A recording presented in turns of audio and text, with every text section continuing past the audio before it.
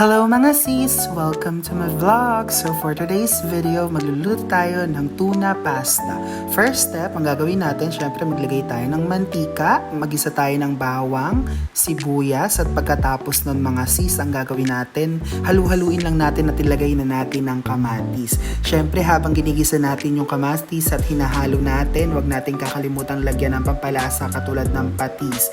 Ayan, halu-haluin natin at pag ganito na, pwede na nating ilagay ang tuna mga sis. At pagkatapos niyan, syempre halu-haluin lang natin at timplahan na natin ng paminta, seasoning, vetchin at haluin ulit natin mga sis. Ayan, ilagay na natin yung ibinukod natin kanina na oil ng tuna. At pagkatapos niyan, pag kumukulo na, ilagay na natin yung pasta na nilagay natin. Hindi ko na video kanina mga sis.